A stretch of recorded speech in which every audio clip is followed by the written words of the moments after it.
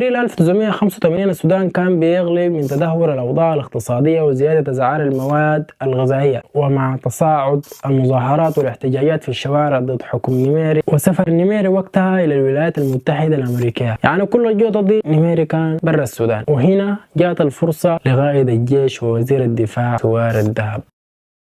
أعلن سوار الذهب انحياز الجيش لخيار الشعب، واستلم السلطة في 6 أبريل كرئيس للمجلس العسكري الانتقالي. لكن اللحظة دي ما كانت لحظة طمع في حكم، كانت لحظة لحقن الدماء. أول ما استلم السلطة سوار الذهب قطع وعد قدام الشعب السوداني والعالم كله، وقال أنا حسلم السلطة لحكومة مدنية منتخبة بعد سنة وبس. طبعا الناس وقتها من كثرة ما يتعودوا على كذب ونفاق العسكر قالوا ده كلام ساي، واللي بيقعد في الكرسي ده بفكه تاني. لكن في السنة دي سوار الذهب اشتغل بصدق واشرف على انتخابات نزيهة، وحافظ على امن البلاد، وما حاول يلمع نفسه ولا يعمل حزب، كان همه الوحيد يوصل السفينة لبر الامان.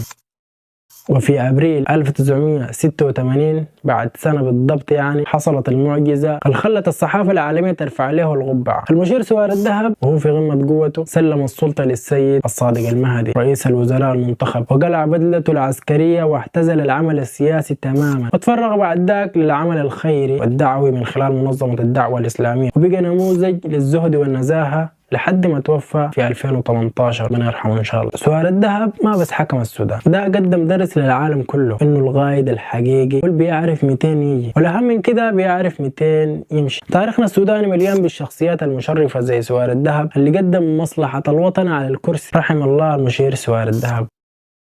تفتكر يا عزيزي هل ممكن نشوف نموذج زيه تاني في زمننا ده؟ في النهاية فلتعيش الجمهورية بسلام، فليعيش السوداني بسلام. السلام عليكم.